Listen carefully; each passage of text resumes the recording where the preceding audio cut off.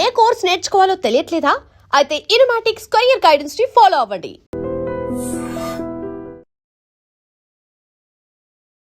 అమ్మా ఆ రోజుల్లో మీరు ఇతర భాషలు నేర్చుకోవడానికి తావు ఎక్కడ ఉండింది? మెడ్రాస్ వెళ్ళారు కాబట్టి తమిళ్ నేర్చుకున్నారు. మరి కన్నడ అవన్నీ ఎలా వచ్చాయి మీకు? మాతృభాష అంటే తెలుగు. కన్నడ సినిమా చేశాను నేను. కన్నడ సినిమా చేయడంలో అక్కడ చుట్టూ ఉండే ఆర్టిస్టులు వాళ్ళు కాస్త చెప్పేవాళ్ళు. పండ్రిబాయమ్మ గారి కన్నడ డ్రామాలు వేశాను.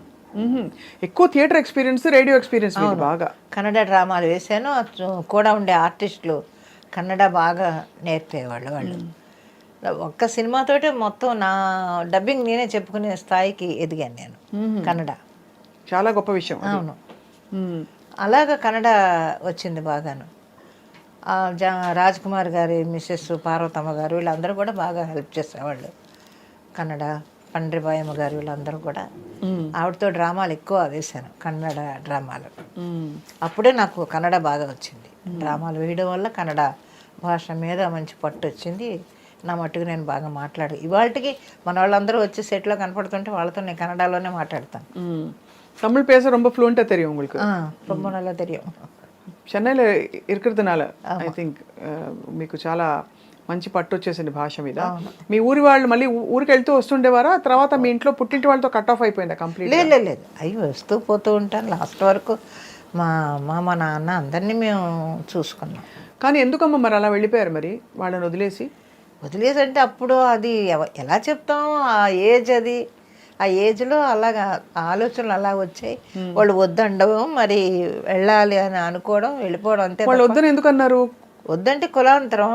అప్పటికి వాళ్ళు కేసు కూడా పెట్టారు నా మీద. ఏంటది, మా వాళ్ళు మైనార్టీ తీరలేదని, పైన 16 ఏళ్ల వయసు మైనార్టీ తీరలేదని వాళ్ళు మా వాళ్ళు.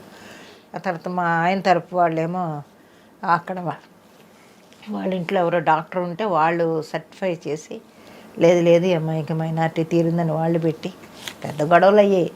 ఆ తర్వాత నేను మా ఆయన చెన్నై వచ్చేసిన తర్వాత తర్వాత మా వాళ్ళకి ఎక్కువ కావాల్సిన ఆయన అయిపోయాడు.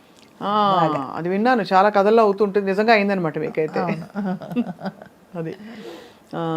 అయితే మీరు ఈ సినిమా ప్రయాణం కొనసాగిస్తూ మధ్యలో ఈ సినిమాల రెమ్యూనరేషన్స్, వ్యావహారిక విషయాలు ఉంటాయి కదా, అలాగే ఎంత దాచాలి, అడ్వాన్స్ ఇచ్చారు, రిమైనింగ్ పేమెంట్ రాలేదు, ఇట్లాంటివన్నీ మీరే ఫాలోఅప్ చేసుకునేవారా?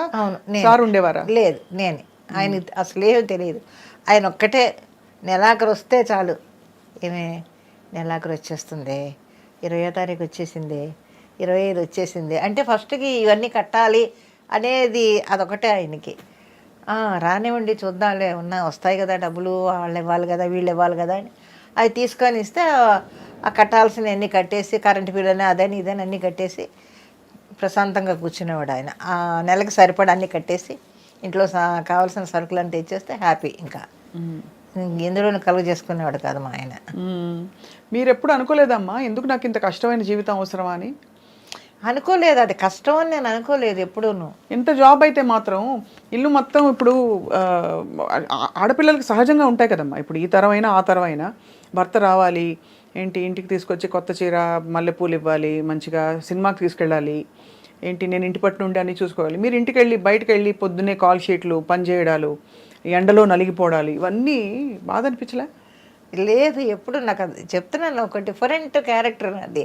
అసలు ఆలోచన ఎప్పుడు నాకు రాలేదు ఇంతవరకు. ఇప్పుడు మీరు చెప్తుంటే ఓహో ఇవన్నీ వచ్చాయేమో, నాకు అసలు ఆలోచన కూడా రాలేదు.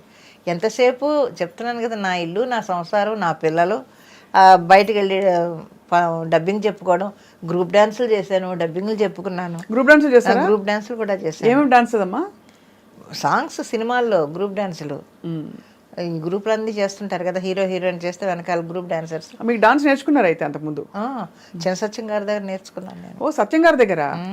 ఓహో, దుర్గాదేవి గారు తెలుసా మీకు? అక్కడ తెలుసు, క్లాసులు చెప్పే దుర్గాదేవి, పాడే దుర్గాదేవి గారు. నాకు ఆవిడ మా పెద్దమ్మ, సొంత పెద్దమ్మ. మీకు చాలా మంది ఉన్నారు చెన్నైలో. చెన్నై మా వాళ్ళందరూ ఉన్నారు. అదే క్లాసులు అంటే అక్కడ సత్యం గారి సీనియర్ డిసైపుల్ ఆవిడ. మీరు అక్కడ నేర్చుకున్నారమ్మా అయితే? సత్యం గారు వచ్చి ఒక డ్రామాకి మా ఇంటికి వచ్చి సాంగ్ కంపోజ్ చేసి వెళ్ళేవారు ఆయన. చెప్పుకుంటే ఇది చిన్న సత్యం గారు అది చిన్న హట్టు. నేను మా ఆయన అప్పుడు ఇంకా మాకు పిల్లలు కలగలేదు. ఆ హట్టుకు వచ్చి డ్యాన్స్ నేర్పించి వెళ్ళేవాడు ఆయన సచిన్ గారు. ఆహా. అంత అప్పటి నుంచి తెలుసు మీకైతే. అవును.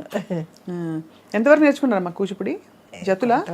కొంతవరకే నేర్చుకున్నాను. తర్వాత మానేసి ఇంకా ఈ డ్రామాలు అవి ఎక్కువ డ్రామాలు తిరిగేదాన్ని. నాగభూషణం గారి రక్తకన్నీరు నాటకాలు ఎక్కువ వేశాను. ఏమన్నా డైలాగ్ గుర్తుందమ్మా మీకు? ఏడ్చే డైలాగ్ కానీ పవర్ఫుల్ డైలాగులు కానీ వచ్చినప్పుడు ఎలా మీరు ఎలా ఎలా అది ఆటోమేటిక్గా వచ్చేస్తూ ఉంటుంది. అది యాక్ట్ చేస్తున్నప్పుడు మనం అనుకోక్కర్లేదు, దాని అంతటా అదే ఆ లోపల నుంచి ఆ ఏడుపు అది వచ్చేస్తుంది, ఆ ఎమోషన్. దాన్ని మనం ఫీల్ అయ్యి చెప్తే చాలు వచ్చేస్తుంది, కళ్ళంటి నీళ్ళు వచ్చేస్తాయి ఆటోమేటిక్గా. అది స్టేజ్ అనగానే ఇంకా వేరే దారి ఉండదు కదా. సినిమా అన్నా కొంచెం గ్లెజర్ని పెట్టుకుంటాం, స్టేజ్ మీద పెట్టుకోవడానికి ఏమి ఉండదు. అవును, డైరెక్ట్గా ఏడవలసిందే. అమ్మ క్యారెక్టర్, వదిన క్యారెక్టర్ వేశారు, ఇంకా అన్ని క్యారెక్టర్ రోల్స్లో మీరు కనిపించారు.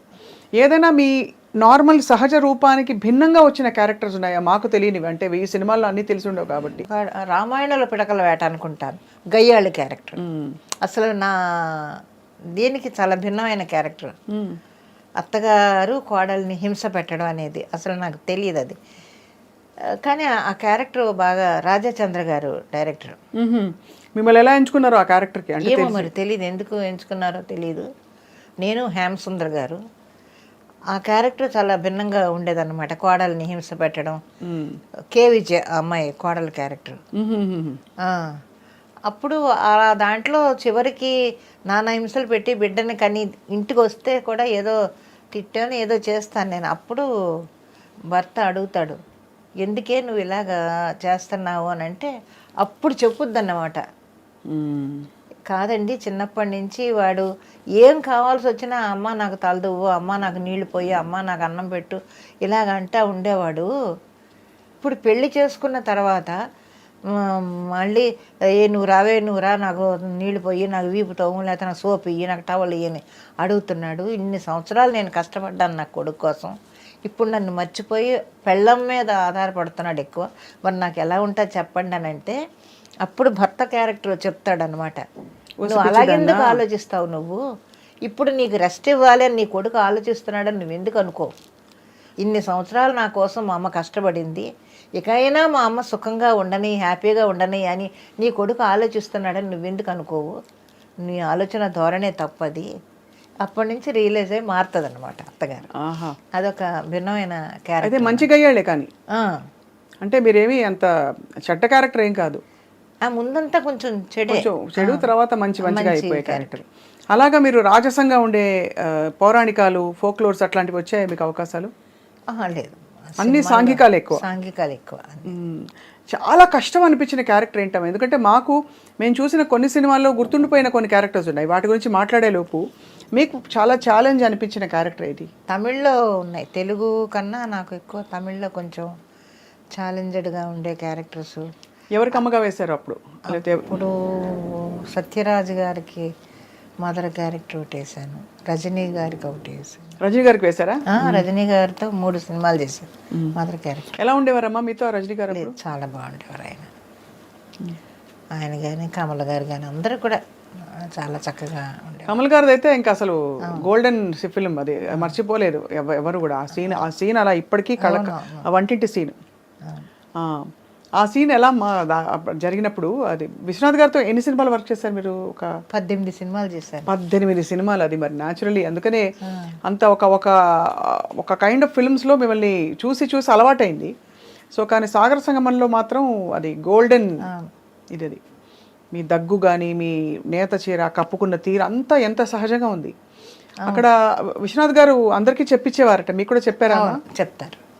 కొన్ని పద్ధతులు ఆయన్ని చూసే నేను నేర్చుకున్నాను, కట్టు బొట్టు అంతా కూడా. ఇప్పటికీ నేను అదే ఫాలో అవుతాను. అన్యాచురల్గా ఎక్కడ ఉండను నేను. మామూలు బయటకు వెళ్ళేటప్పుడు కానీ, రెడీ అవ్వడం కానీ ఏది పద్ధతిగానే ఉంటాను తప్ప ఇదిగా ఉండను నేను. అక్కడి నుంచి వచ్చిన అలవాట్లు అవన్నీ. నేను జంధ్యాల గారు వీళ్ళందరితోటి పనిచేయడం వల్ల ఏమిటంటే ఒక పద్ధతి, ఒక ఇంట్లో ఉండే ఒక ఆవిడ, ఒక మిడిల్ క్లాస్ లేడీ ఎలా ఉంటుందో, మధ్యతరగతి కుటుంబంలో అలాగే అలవాటు అయిపోయింది నాకు.